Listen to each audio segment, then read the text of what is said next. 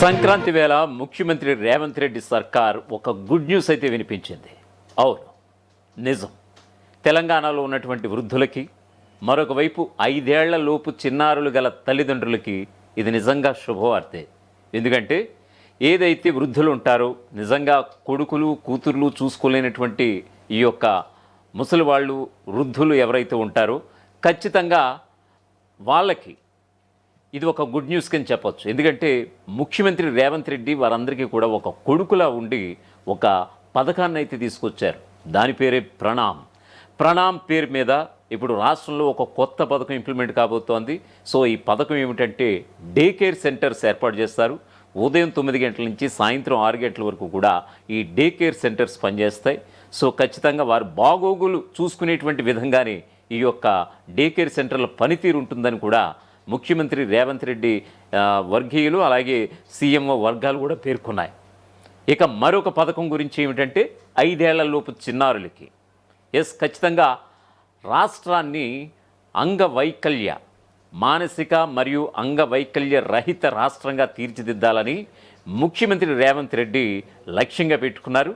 So ఈ క్రమంలో 5 ఏళ్లలోపు చిన్నారులకి ఖచ్చితంగా ఈ యొక్క పోలియో డ్రాప్స్ విషయంలో కావచ్చు, వాటెవర్ మానసిక శారీరకంగా వాళ్ళు ఫిజికల్గా బాగుండాలి, మెంటల్గా కూడా స్ట్రాంగ్గా ఉండాలి, ఎక్కడ కూడా ఈ యొక్క వైకల్యానికి గురి కాకూడదు అనేటువంటి ఒక మానవతా దృక్పథంతో ఈ యొక్క బాల భరోసా లాంటి ఒక గొప్ప స్కీమ్ని ఈరోజు తెర మీదకి తీసుకొచ్చినటువంటి సందర్భం. ఏదేమైనా సరే సంక్రాంతి వేళ తెలంగాణలో మరో 2 కొత్త పథకాలు ఇంప్లిమెంట్ కావడం నిజంగా అది కూడా ఒకవైపు కొడుకులు కూతుర్లు చూసుకోలేనటువంటి తల్లిదండ్రులు రోడ్డు మీద పడినటువంటి సందర్భాలు చాలా ఉన్నాయి నౌవేడేస్. సో అటువంటి వాళ్ళ పరిస్థితి అగమ్య గోచరం కాకూడదు. నేనున్నాను అనేటువంటి ఒక భరోసా వాళ్ళకి ఇవ్వాలి. ముఖ్యమంత్రి హోదాలో కాకుండా ఒక కొడుకులా వాళ్ళు నన్ను చూసుకోవాలి. ఈ యొక్క వృద్ధాప్యంలో ఉన్నటువంటి ముసలి వాళ్ళు కావచ్చు. ఈ క్రమంలోనే ఈ యొక్క ప్రభుత్వ ఉద్యోగులకు కూడా వార్నింగ్ ఇచ్చినటువంటి పరిస్థితి ముఖ్యమంత్రి రేవంత్ రెడ్డి. తల్లిదండ్రులను చూసుకోలేనటువంటి వారి జీతాల్లో ఖచ్చితంగా 10 నుంచి 15% కోసేస్తాను అనంటూ కూడా కొన్ని గంటల క్రితమే వార్నింగ్ ఇచ్చారు ఆయన. సో ఏదేమైనా సరే ఈ యొక్క వృద్ధాప్యంలో ఉన్నటువంటి తల్లిదండ్రులను చూసుకోవాల్సినటువంటి బాధ్యత కొడుకులు కూతురు పైన ఉందంటూనే ఒక మహత్తరమైనటువంటి పథకాన్ని ప్రణామ్ పేరు మీద ఈ యొక్క పథకాన్ని తీసుకొచ్చారు. రాష్ట్ర వ్యాప్తంగా సుమారుగా 38 డే కేర్ సెంటర్లు కూడా ఈవేళ ఏర్పాటయ్యాయి. సో ముఖ్యమంత్రి రేవంత్ రెడ్డి వీటిని వర్చువల్గా కూడా ప్రారంభించారు. సో దీనికి సంబంధించినటువంటి ఒక పూర్తి స్థాయి అప్డేట్ చూద్దాం. ఖచ్చితంగా ఈ 2 కూడా సంక్రాంతి వేళ ఒక మహోన్నతమైనటువంటి పథకాలుగా వీటిని ఖచ్చితంగా చెప్పొచ్చు. సో దీనికి సంబంధించి చూద్దాం. రాష్ట్రంలో ఖచ్చితంగా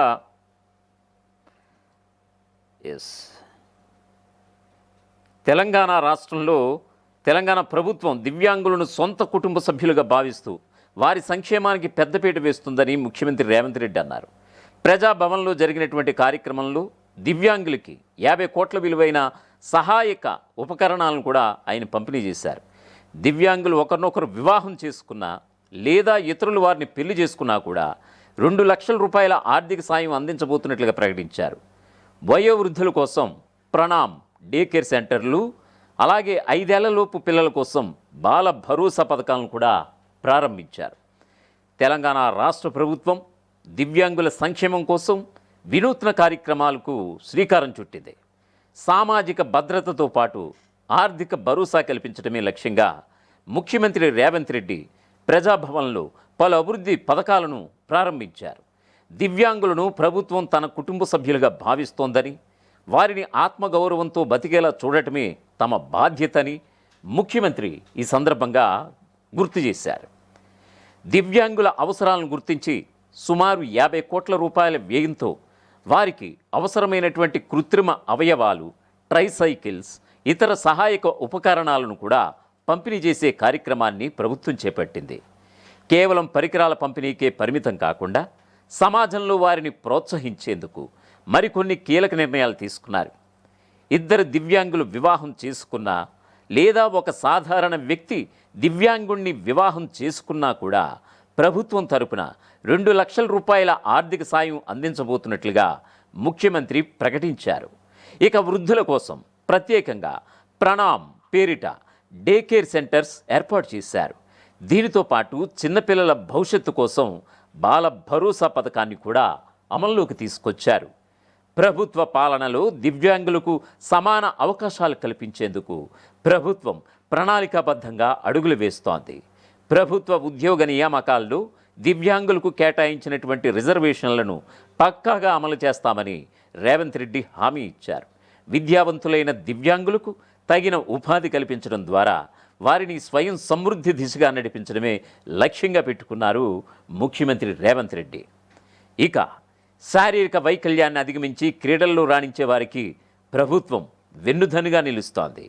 దీనికి నిదర్శనంగా పారా ఒలింపిక్స్లో విజయం సాధించినటువంటి క్రీడాకారిణికి ప్రభుత్వ ఉద్యోగం కల్పించినటువంటి విషయాన్ని ఈ సందర్భంగా ముఖ్యమంత్రి గుర్తు చేశారు. దివ్యాంగుల ఆత్మస్థైర్యానికి మాజీ కేంద్ర మంత్రి జైపాల్ రెడ్డి నిదర్శనమంటూ కూడా ఈ సందర్భంగా ముఖ్యమంత్రి కొనియాడారు. వైకల్యాన్ని ఒక అడ్డంకిగా భావించకుండా ఉత్తమ పార్లమెంటేరియన్గా ఎదిగినటువంటి ఆయన స్ఫూర్తితో ప్రతి ఒక్కరూ ఉన్నత శిఖరాలను అధిరోహించాలని కోరారు. దివ్యాంగుల సంక్షేమం కోసం ప్రభుత్వం కేటాయిస్తున్నటువంటి ఈ నిధులు, పథకాలు వారి జీవితాల్లో కొత్త వెలుగులు నింపుతాయని కూడా భావిస్తున్నారు. ఏదేమైనా సరే సంక్రాంతి వేళ నిజంగా ఇది ఒక గుడ్ న్యూస్. మరొకసారి వినిపించే ప్రయత్నం చేస్తాను. వయోవృద్ధులు, ఎందుకంటే ఒకవైపు కొడుకులు కావచ్చు, మరోవైపు కూతుర్లు కావచ్చు, వారికి వృద్ధాప్యంలో ఉన్నారని తెలిసి చాలామంది అరాచకంగా, అంటే అటువంటి సమాజంలో ఉన్నాం అంటే ఖచ్చితంగా మనం దేశవ్యాప్తంగా ఎక్కడో దుక్కున, మరీ ముఖ్యంగా మన రాష్ట్రంలోని ఎక్కడో దుక్కున ఏదో ఒక ఘటనలు, కొడుకులు వదిలేసినటువంటి తల్లిదండ్రులు రోడ్డు మీద అడుక్కున్నటువంటి పరిస్థితి, వారికి బాగోగులు ఎవరు చూసుకోలేనటువంటి పరిస్థితి. సో ఇవన్నీ కూడా ముఖ్యమంత్రి దృష్టికి వెళ్ళాయా? ఆయన ఖచ్చితంగా ఈ ఇంప్లిమెంటేషన్కి, ఈ ప్రణామ్ అనే పథకానికి ఆయనలో ఆ యొక్క చలించిన గుణమే దీనికి కారణమనంటే అనేక సందర్భాల్లో ఈ మధ్య చాలా సందర్భాల్లో చెప్పుకొచ్చినటువంటి సందర్భం కూడా.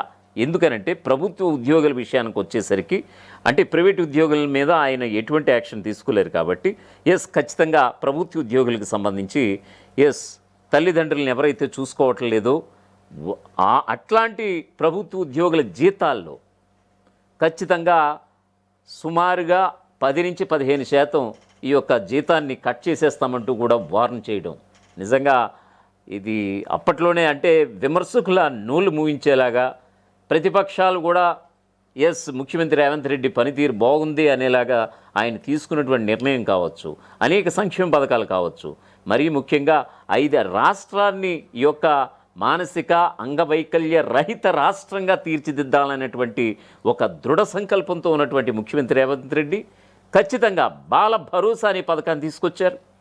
ఈ పథకం యొక్క ముఖ్య ఉద్దేశం ఏమిటంటే ఈ 5 ఏళ్ల లోపు చిన్నారులకి ఖచ్చితంగా వాళ్ళ మానసికంగా స్ట్రెంత్గా ఉండాలి, శారీరకంగా స్ట్రెంత్గా ఉండాలి. సో ఖచ్చితంగా ప్రభుత్వ ఆధ్వర్యంలో ఈ యొక్క దీనికి సంబంధించి వాళ్ళకి వెన్నుదన్నుగా ఉండాలి, ఆ యొక్క కుటుంబాలకి, ఆ పేరెంట్స్కి అండదండలుగా ఉండాలి. ఖచ్చితంగా రాష్ట్రాన్ని ఈ యొక్క ఫిజికల్ అండ్ మెంటల్గా కూడా మానసిక అంగవైకల్య రహిత రాష్ట్రంగా తీర్చిదిద్దాలంటే ముందు కూకటి వేళ్ల నుంచి కూడా మార్పు చేసుకుంటూ రావాలి అనేటువంటి ఒక నిర్ణయంతో ఉన్నారు. సో ఆల్రెడీ ఇప్పటికీ ఉన్నటువంటి వికలాంగులకి మీకు ఇందాక చెప్పినట్టుగానే 50,000 కోట్ల రూపాయలతో ఉన్నటువంటి ఈ యొక్క ఆర్టిఫిషియల్ లెగ్స్ కావచ్చు, హ్యాండ్స్ కావచ్చు, ఏదైతే అవయవం ఏదైతే పోయిందో దానికి సంబంధించి ఈ యొక్క ఆర్టిఫిషియల్ లెగ్స్ కావచ్చు, కృత్రిమ ఈ యొక్క కాళ్ళు, చేతులు, ట్రైసైకిల్స్ ఇవన్నీ కూడా పంపిణీ చేసినటువంటి సందర్భం రాష్ట్ర వ్యాప్తంగా. సో ఈవేళ దానికి శ్రీకారం చుట్టినటువంటి సందర్భం. సో ఏదేమైనా సరే ఈ యొక్క వయోవృద్ధులకి డే కేర్ సెంటర్లు కావచ్చు, ఉదయం 9 గంటల నుంచి సాయంకాలం 6 గంటల వరకు ఖచ్చితంగా డే కేర్ సెంటర్స్ ఏ విధంగా పనిచేస్తాయంటే వాళ్ళకి ఇతోధికంగా ఆ జిల్లా హెడ్ క్వార్టర్స్తో లింక్ చేశారు. ఆ జిల్లాలో ఉన్నటువంటి ఈ యొక్క PHCs, primary health care centres కావచ్చు, జిల్లా ఆరోగ్య శాఖకి సంబంధించి దీనికి లింక్ చేశారు. సో ఈ యొక్క ఎవరైనా సరే కొంచెం అనారోగ్యానికి గురైతే కనుక వెంటనే వాళ్ళు ఇమీడియట్గా యాక్షన్ తీసుకుంటారు. సదరు వైద్య బృందం సదరు డే కేర్ సెంటర్కి వస్తోంది. సో సదరు ఆ వృద్ధుడికి కావచ్చు, ఆ వృద్ధురాలికి కావచ్చు, వెంటనే ఆరోగ్యరీత్యా ఏమి అందాల్సిన ఉంటే అవన్నీ కూడా అందించే ప్రక్రియ అంతా కూడా చేపట్టే కార్యక్రమం. నిజంగా ఇది ఒక మహోన్నతమైనటువంటి కార్యక్రమంగా చాలామంది చెప్తున్నారు. సో ఖచ్చితంగా ఈరోజు ముఖ్యమంత్రి రేవంత్ రెడ్డి తీసుకున్నటువంటి నిర్ణయం పట్ల మీ యొక్క స్పందన ఏంటో తెలియజేయండి. ఎస్, వృద్ధులకి సంబంధించి ప్రణామ్ పేరు మీద డే కేర్ సెంటర్లు కావచ్చు, 5 ఏళ్లలోపు చిన్నారులకి వాళ్ళు మానసికంగా ఫిజికల్గా స్ట్రెంగ్త్గా ఉండాలి, తద్వారా రాష్ట్రం ఈ యొక్క మానసిక అంగవైకల్య రహిత రాష్ట్రంగా తీర్చిదిద్దాలనేటువంటి సంకల్పంతో తీసుకున్నటువంటి ఒక కొత్త పథకం బాల భరోసా కావచ్చు. ఈ 2 పథకాలు ప్రజల్లోకి ఎలా వెళ్తే రేవంత్ రెడ్డి యొక్క మార్క్ ఎలా ఉంటుంది? ఖచ్చితంగా మీ యొక్క కామెంట్ రూపంలో కావచ్చు, ఇంకా వేరే విధంగా కావచ్చు, ఖచ్చితంగా మీ యొక్క అభిప్రాయం అయితే తెలియజేయండి.